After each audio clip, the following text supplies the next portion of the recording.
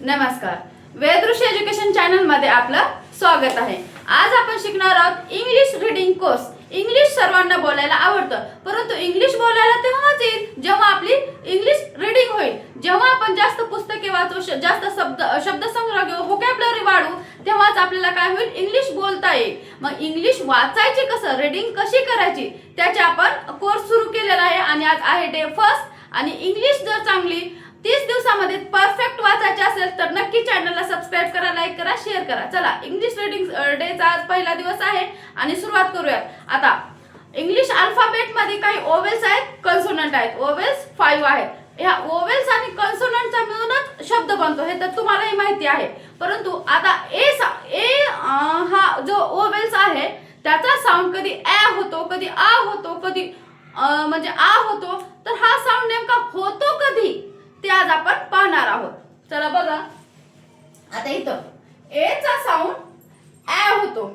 तुम्हाला माहित आहे बॅट, कॅट शब्द, या शब्दामध्ये साऊंड ॲ होतो, परंतु इथे ॲच का होतो? बघा, जेव्हा दोन कन्सोनंटच्या मध्ये ओवेल्स येतो, C V C word pattern येतो, म्हणजे दोन कन्सोनंटच्या मध्ये एक ओवेल्स येतो, तेव्हा त्याचा साऊंड ॲ होतो. बघा, B A T bat, CAT cat, RAT rat होतोय ना, ए चा साऊंड ॲ होतोय. MAN man, CAP cap, BAG bag, HAT hat, MAP map. समजलं? तर तुम्हाला समजलं असेल की ए चा साऊंड ॲ केव्हा होतो. ए चा साऊंड ॲ तेव्हाच होतो जेव्हा दोन कन्सोनंटच्या मध्ये एक वोवेल्स येतो, ए येतो, तेव्हा ए चा साऊंड ॲ होतो.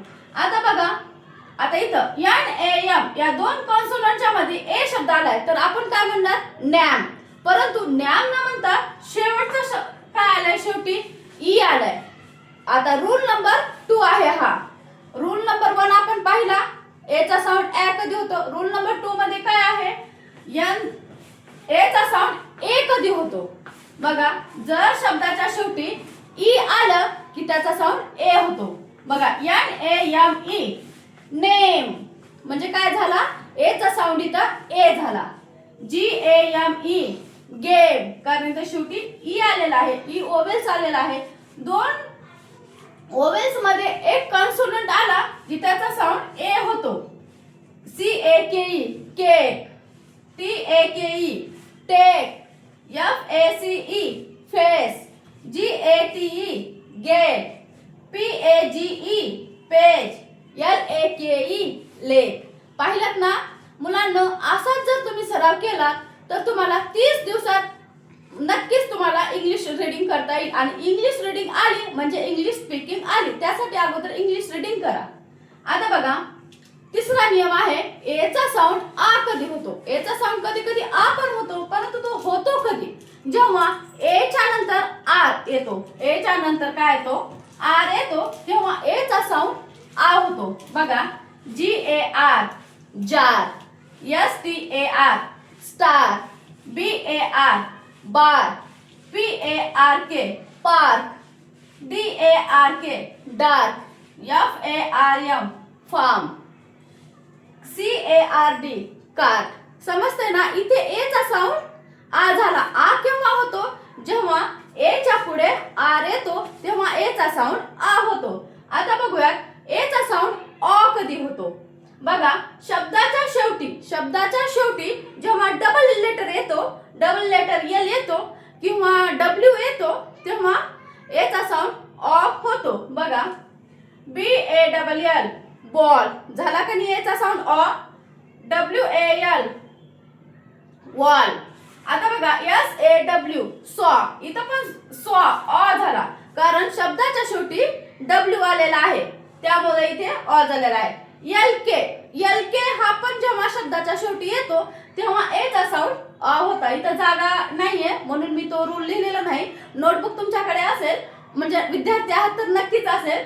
तर बघा, LK डब्ल्यू आणि WL हे जर 3 लेटर शब्दाच्या शेवटी आले, ए च्या नंतर आले, तर त्याचा साऊंड अ होतो. हे तुम्ही लिहा.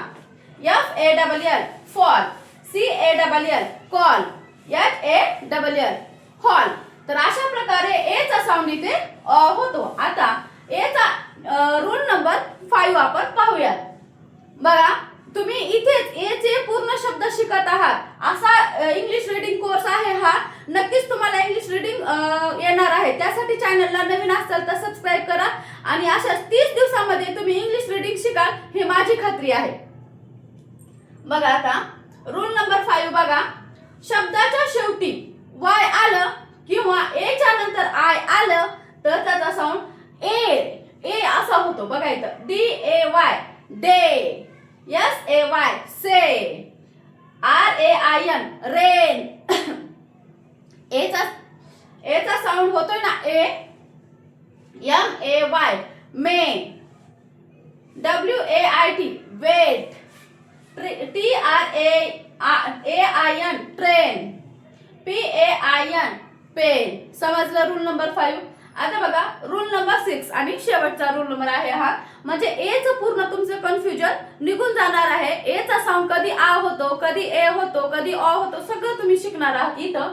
आणि बघा आता एच्या शेवटी एच्या नंतर आर आलं की त्याचा साऊंड इयर असा होतो. आता बघा इथं CARE. आता बघा मी काही शॉर्ट मध्ये सांगितलेलं आहे. सी चा साऊंड कधी स होतो आणि कधी क होतो. हे मी याच्या अगोदरच्या इंग्लिशचा एक व्हिडिओ दिलेला आहे, त्यामध्ये मी दिलेला आहे. तर तो व्हिडिओ पहा आणि सी ला कधी क म्हणायचं आणि कधी स म्हणायचं हे तुम्ही नक्की शिकून घ्या. आता बघा इथं सी ला काय म्हणायचंय, क म्हणायचंय. ते रूल पहा तुम्हाला समजेल. आता ARE आहे शेवटी, तर इथं काय होईल DARE dare, FARE fare, HARE hare, MARE mare, RARE rare, SHARE share. अशा प्रकारे आपण चे पूर्ण नियम पाहिलेले आहेत आणि इंग्लिश रीडिंगची आज सुरुवात केलेली आहे. त्यामुळे वेदृश एज्युकेशन चॅनलला नक्की सबस्क्राईब करा, लाईक करा, शेअर करा आणि आपल्या एकदम मराठी भाषेत, सोप्या मराठी भाषेमध्ये इंग्लिश रीडिंग करायला शिका. भेटूयात नेक्स्ट व्हिडिओमध्ये.